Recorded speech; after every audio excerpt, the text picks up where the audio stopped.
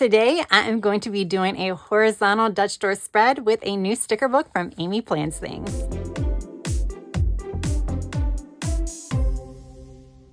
Hey guys, welcome back to my channel. If this is your first time here, my name is Tracy, and here on my channel, I like to play in my journals, and a lot of times I do a lot of Dutch door spreads. So if that sounds like something that you may be interested in, then hit that subscribe button.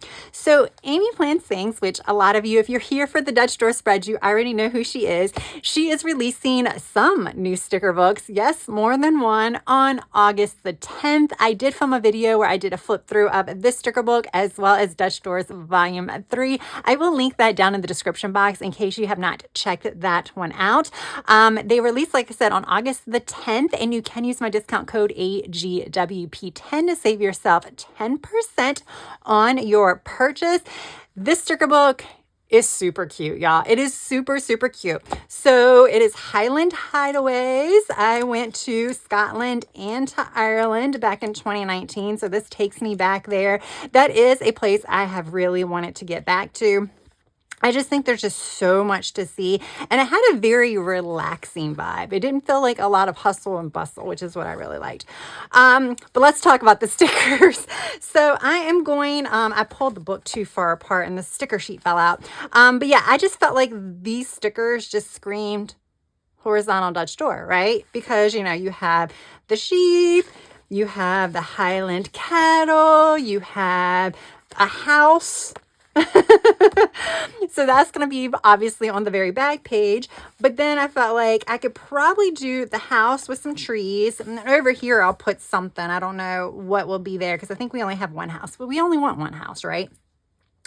But then I was thinking I would probably maybe do the flowers on this, like the next one, and then on the top level of the Dutch door, or the very first Dutch door, that is where I will put my sheep. And maybe even layer that with some of the fence. So that way it's like a little, I mean, I guess I could do 4 Dutch doors. Now it's just too much. I think we got it. You guys, after all was said and done, this spread took me over an hour to complete. And you will see it's not that many Dutch doors. I ended up cutting 2 Dutch doors and that was it. It's just, I could not figure out what I wanted to do. So I would suggest, and I've done this previously, and I don't know why I didn't think of it this time, but I would suggest for horizontal Dutch doors to maybe pull out some wax paper and start kind of mapping out where you want things before you actually put them on the paper. I think that would have saved me a lot of time, maybe even half the time, because I spent a lot of time removing stickers, adjusting, just even like adjusting the height of the stickers, the placement of the stickers in general, and all of that stuff, because I was trying to visualize it, and you really can't do that until you put the stickers on the next page. And then you're like, oh no, now I have to adjust the stickers on the first page. So yeah, I think wax paper would have been the way to go here, and never even crossed my mind. I have the box of wax paper on my craft cart right next to the desk, but just didn't even think about it. But needless to say, horizontal Dutch doors usually do take me the longest to do.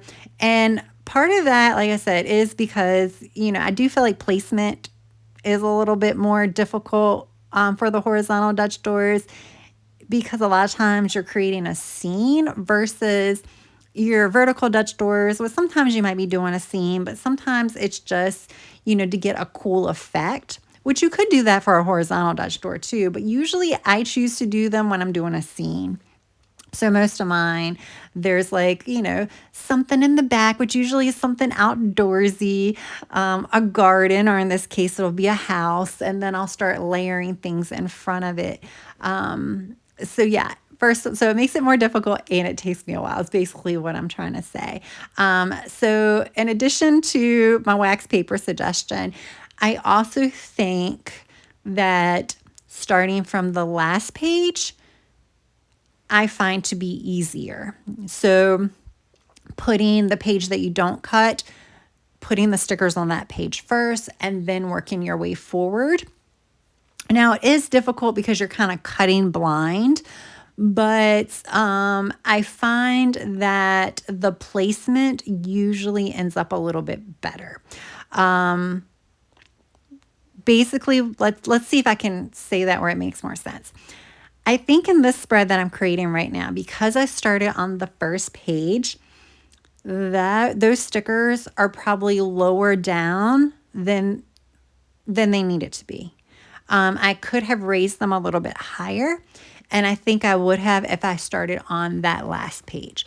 Now, the reason why I didn't here is because I wasn't sure how many Dutch doors I was going to cut. I wasn't sure if I was going to do 2 or 3 before I got to that last page. And if I would have started on the last page, I would have pretty much boxed myself in to having to do 3 or 4 Dutch doors. And I was like, it's just easier to kind of figure out as I go how many to create, and starting on the first page gives you that freedom. So yeah, obviously there's pros or cons to each way, but I do find it to be easier as far as figuring out where to place the stickers if I start at the back. But this time, like I said, I started at the front. It worked out fine in the end. There was a lot of taking off the stickers. There was definitely some torn pages and things like that. And there's a couple of stickers, the paper ones, because I primarily use clear stickers in this Dutch door, but I do bring in some paper stickers too, just to supplement them because I ran out of space. I ran out of the clear stickers. And the paper stickers were not coming up as easy. They were like ripping in the process and things like that. So a couple of them are going to be definitely struggling because of the lifting and repositioning like 3 or 4 times. So yeah, there's that. But again, hindsight, you always look at, what you could have, would have, should have. But one of the advantages of doing these voiceovers is I can kind of provide you some alternatives in case you want to create something like this. There are other options that might make it a little bit simpler. The other suggestion, or I don't really want to say suggestion, but the other thing you can do when you do these horizontal Dutch doors, and I've done this, I think in almost all of my other ones except for this one, is when I cut the doors, especially if I only do 2, I'll cut them almost at the same, I cut almost the same amount off. So like this time I didn't. So I cut more off the first page than I did the second page. And that definitely makes it a little bit difficult when you try to put something at the bottom of the stickers to act as a base, such as a washi strip, or if you wanted to add stamps or anything like that. It just won't, there isn't a way to make it like a straight line all the way across both pages, because now the back side of that first page, your stickers are going to be further down than the front side of the second page. You will see what I mean momentarily, but I'm saying you can cut them at the same, you could cut them the same amount. What you would do is, so you can see the stickers behind it, is you would just have them wider apart. Am I saying this correctly? So like you would just, spread them further apart so you could see what is behind them. So you don't have to have them higher or lower. You can just kind of have them multi-dimensional that way.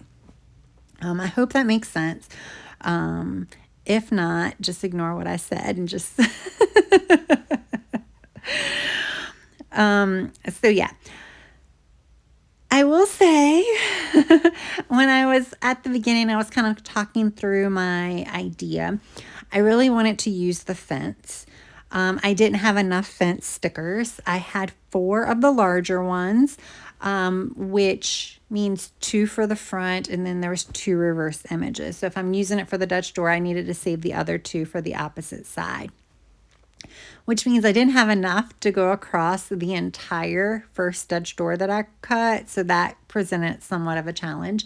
There were some smaller fence stickers. I think there were like 4 of those.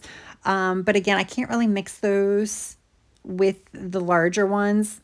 because there was a pretty decent size difference. So that presented a little bit of a challenge there. I think one page full of like fence would have been great. With that said, an option. I don't know what this would look like. So if anybody tries it, definitely let me know. I definitely want to see what it looks like. But I wonder if you can create a fence using washi, like thin, solid brown washi or tan washi or something like that. Like, could you do like two horizontal stripes, like, go across horizontally and then just randomly add like a vertical piece to act as the post? I mean, that might actually work. I don't know. Again, thinking about these things after the fact, that could be a solution. It could be kind of cool. Maybe I'll have to try that at some point in the future. For now, I think my two fence idea worked okay. I used like, flowers, and I used a barrel and some rocks to kind of fill in the gaps and things like that. And then obviously, like on this page that I'm cutting now, because I don't have any fence to put in front of these, I will end up using just one of the sticker strips to act as the base here. While I would have loved to have the same thing to carry across, I think that would look really cool, look like a continuous type of image. In the end, I don't think it looks that bad, and I'm a perfectionist. So me saying that, I'm okay with it. Okay, I'm okay with it. So you will see me jump around a lot. So like right now, I put the house on that back page. You will see I will add some things to the back page, and then I will go ahead and add some things to the very first page. Basically, there's just a lot of stickers in this book. There are a lot of like sheep of all different sizes. And when I saw one and I had an idea of where to place it, I just went ahead and placed it. So you will see me doing a lot of jumping around. I think that's pretty much it as far as the process, and why this took me so long. I will say, like you'll see, I do add the sticker strips to a couple of the pages to act as the base.